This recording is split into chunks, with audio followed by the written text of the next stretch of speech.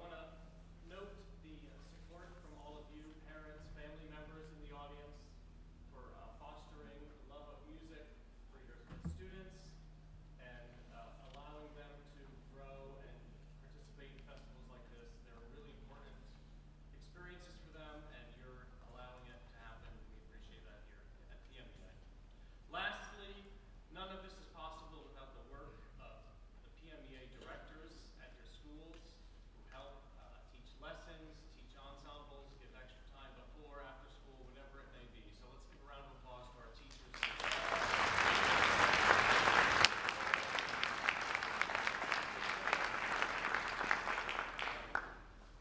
Now on to the scholarships, the best part of this position for me. Each year, PMEA District 8 is proud to present 2 scholarships to deserving seniors who plan to continue their studies beyond high school. A committee of admission counselors, administrators, and musicians, chaired by the District 8 past president, selects these students based on application, director recommendations, PMEA festival participation, leadership, community involvement, additional artistic involvements, and academic merit.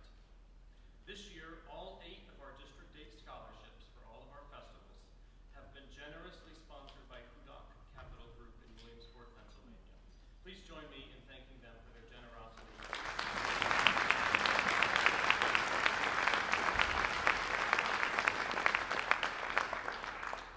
Our first scholarship is awarded to a student who plans to study music at a post-secondary institution. This year's recipient has been a member of the PMEA District 8 Orchestra, District 8 Band, District 8 Jazz Band, Central Region Orchestra, Region 4 Band, and the PMEA All-State Wind Ensemble. Outside of PMEA, this year's recipient is a member of their school's marching band and honors choir, a leader in their school's 4-H club, a competitive horseback rider, all while earning distinguished honors for academics to rank in the top 10 of their graduating class. Her director describes her as a quick learner, a natural educator, and the kind of student every music teacher dreams of having. Our recipient plans to study music education at Bloomsburg University. I am proud to present the 2025 PMEA District 8 Orchestra Scholarship to Haiti Stout from Millville Junior Senior High School.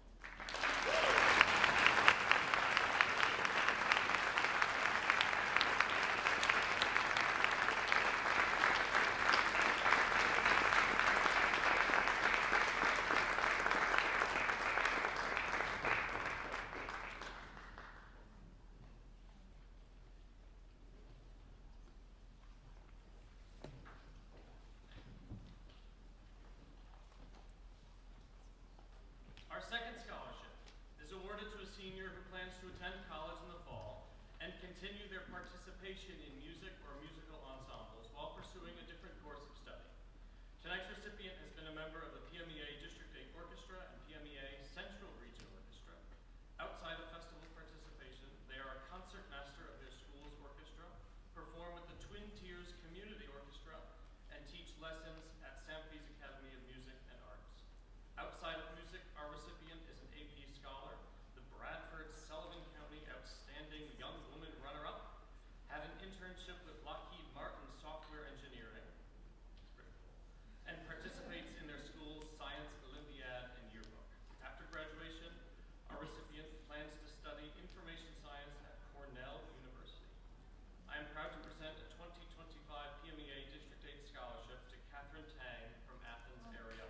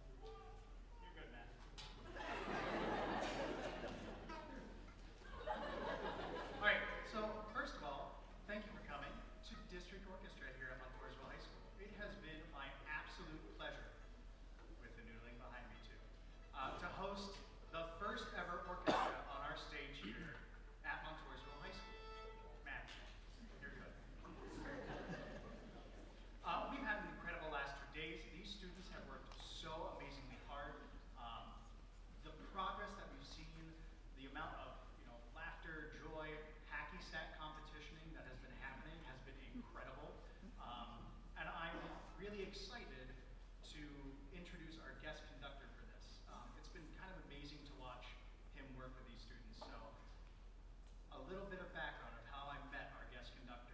It's important, I promise, you'll know why later. He is a bassoon player. It was a Friday in the middle of summer, about 8 a.m. We walk into a room, I'm attending a bassoon class for grad school, and I see this man sitting in gladiator strap-on Velcro sandals, cargo shorts, a button-down Hawaiian shirt, with his floppy hat on his bassoon next to him, double fisting coffee. And I knew that's someone I want to be when I grow up. So getting to work with Dr. Jason Worzbyt from IUP, personally, professionally, has been truly incredible. I can say all the amazing things about him, but I'll let him, kind of speak for himself later.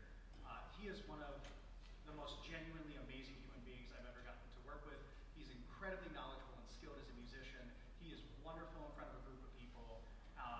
And my face has actually hurt from smiling so much, watching and hearing all the amazing things that have happened. It is beyond my privilege and pleasure to welcome to the stage for our district orchestra concert, Dr. Jason Worzbyt from IUP.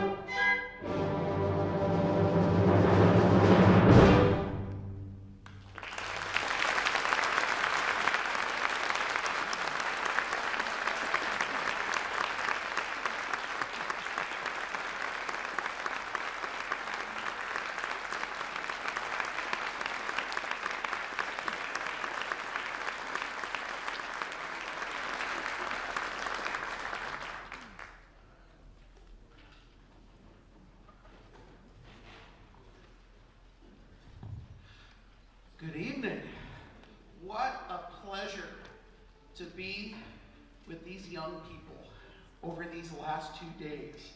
And getting a chance to know them musically, getting a chance to know them personally. You're going to hear me say this again and again, but I'll tell you right now, if this is the future, we're in good hands. I will absolutely say that. Oh, please, if you want to applaud that, go right ahead.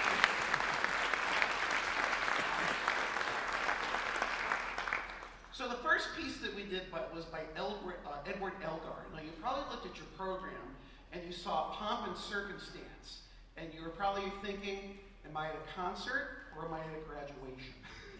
And Elgar wrote about 5 of these Pomp and Circumstance marches, and the one that we played, you probably figured out soon in the middle, that wasn't the one that you hear at graduation, just a quick 30-minute story.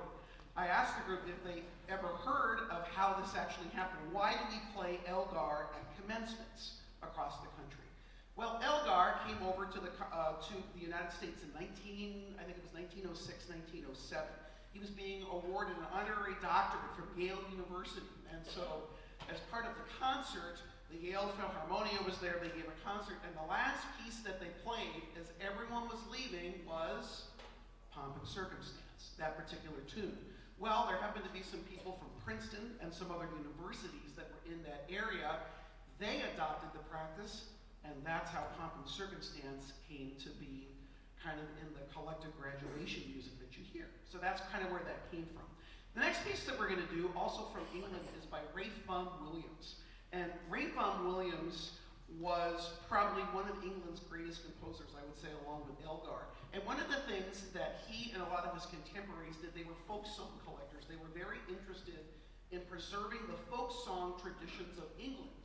So what he did, he scoured the country and he collected many folk songs over the course of his career.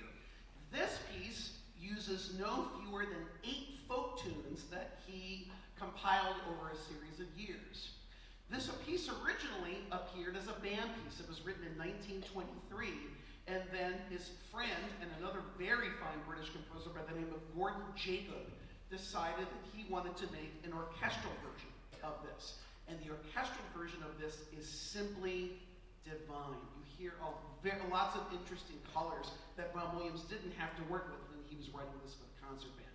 So this is a 3-movement work. We really hope you enjoy it. This is Ralph Vaughan Williams' English Folk Song Suite, set for orchestra by Gordon Jacob.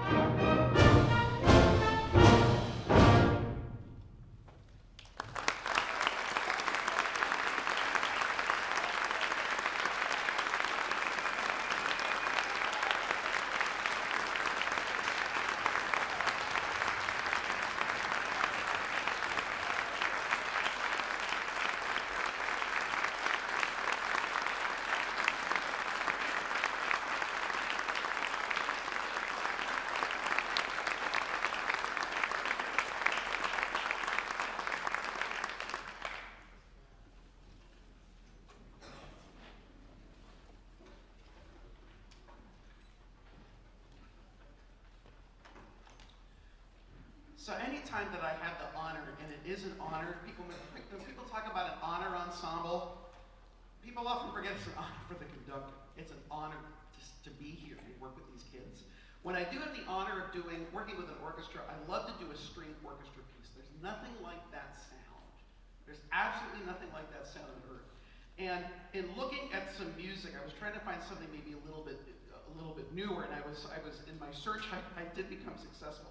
The music of Kevin Day is being played all over the country. Very, very young composer, probably in his very early 30s. His music is being played all over the United States, particularly music for winds. However, he does have several orchestra pieces. Believe it or not, this piece was originally written for saxophone ensemble. However, there has been a very successful adaptation for string orchestra. I also think this is probably the Pennsylvania premiere of it. I've searched the internet trying to find a performance of this somewhere. I can't. I think this is the Pennsylvania premiere of this, if I'm not mistaken. So the piece is called Solace in the Wind, and we hope you enjoy it. So this is Kevin Day's Solace in the Wind.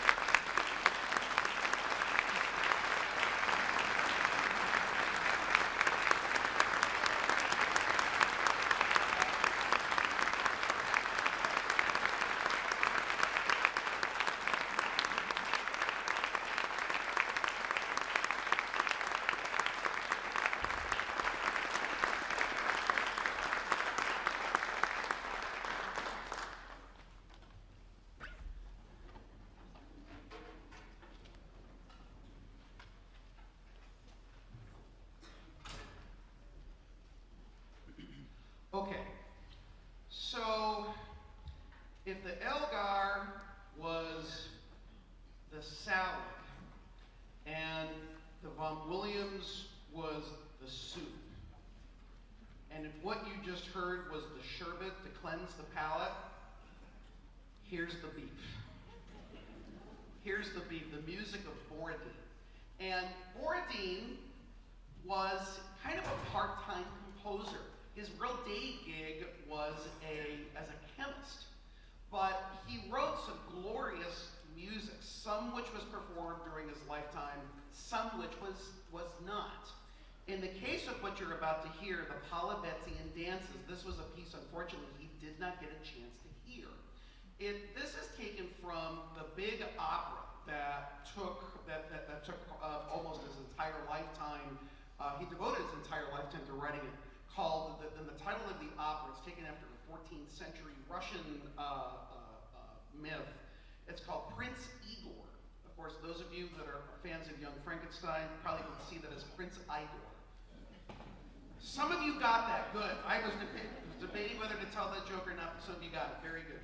Very, very good. At any rate, in the middle of this opera, Prince Igor and his son were captured. And they were captured by the villain. And the villain, for whatever reason, felt bad that he had captured them and was trying to cheer them up. So he got all of his staff together. And they did all of these dances to entertain the prisoners. And this is where this music comes from. It's very, very sectional. You still hear like about 3 to 4 different dances throughout. It is one of the gems in the orchestral literature. And I told the students that when I was asked to do this festival and I was thinking of the music, a lot of this music, in particular this piece, is very challenging. But I said I wouldn't attempt this program with a lot of groups, but with the District 8 Orchestra, I would, because I knew about the quality of the students, I knew about the quality of the teaching, and I'll tell you what, they did not disappoint. They did not disappoint. It has been such a thrill to work on this piece with them, so we hope you enjoy Borodin's Polivetzian dances.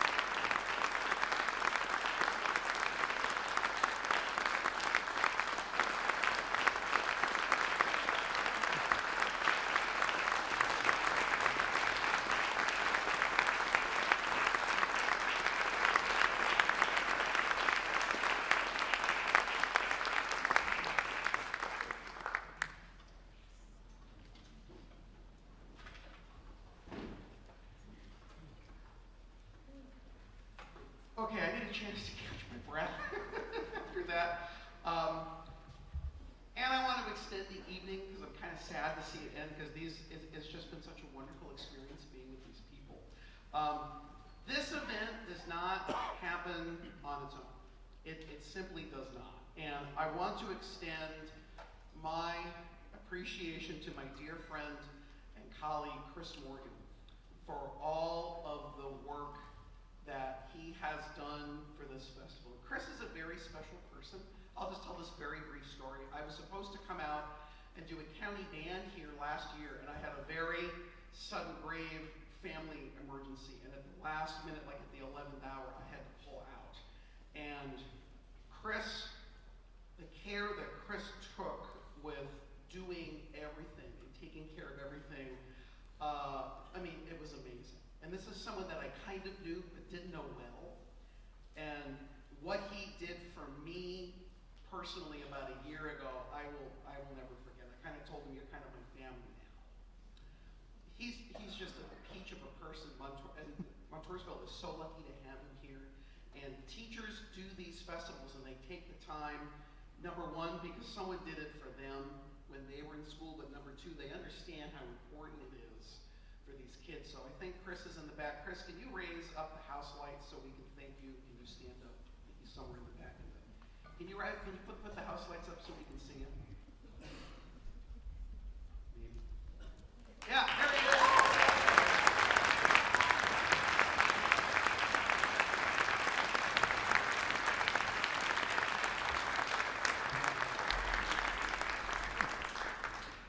Hey, Chris, can you put the lights on again? Sorry, buddy.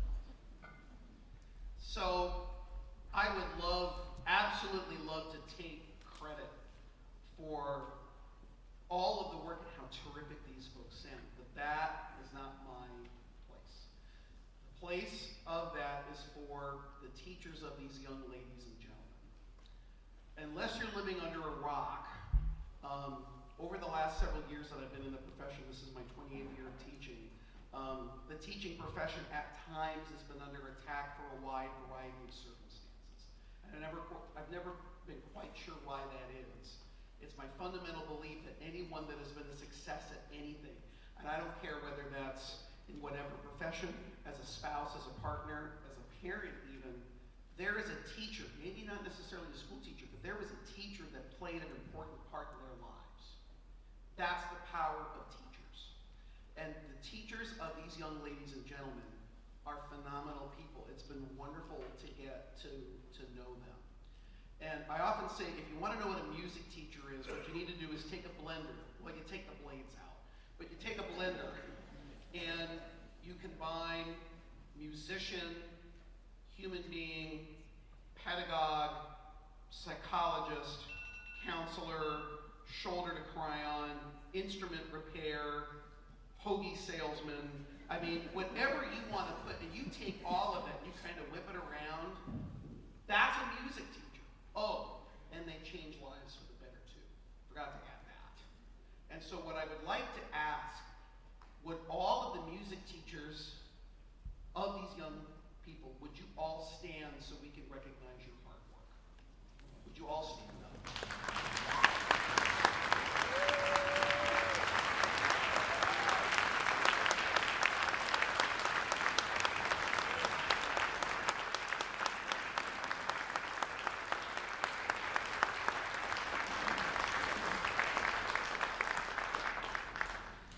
I also want to thank you for supporting these ladies and gentlemen, sons, daughters, whatever your relation is, friends.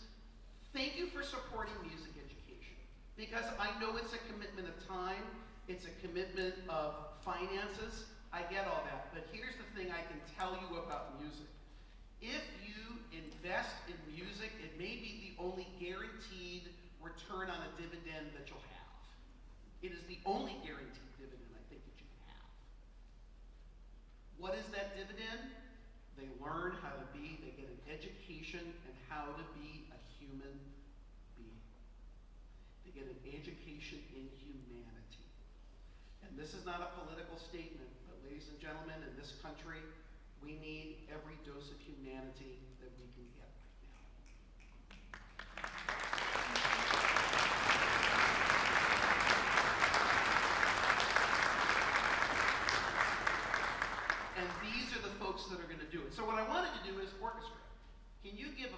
shuffle to your parents, friends, all the folks that support you. Can you give a big shuffle?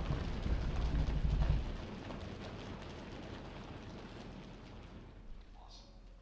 So it has been such a treat to be here and get a chance to hang out with these wonderful musicians, meet the wonderful people of PMEA District 8. You've got some exciting things going on here, and what a pleasure it has been to be here with these folks.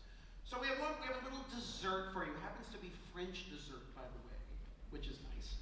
So we come to the music of Worzbyt, and many people know him for Carmen. That was kind of like the big piece, the big opera that put him on the map. But before he wrote that, he had been working on some incidental music for a play, Larsienne. Well, unfortunately, he died before the piece was completed. So one of his friends finished the music and kind of made a concert suite out. So the last piece of the second suite is called Farandole. And what Farandole is a dance. It's a dance with couples, and what happens is they go round and round, and you'll have folks that'll be kind of make tents with their hands, and they'll go through and they'll run around. And it is just a fun romp. I mean, that's the best way I can describe it. And it's a really powerful way to end this concert. I also want to say one thing. I didn't get a chance to, we had a little bit of a schedule conflict, and I didn't get a chance to thank the orchestra personally. I'm going to take 30 seconds to do that.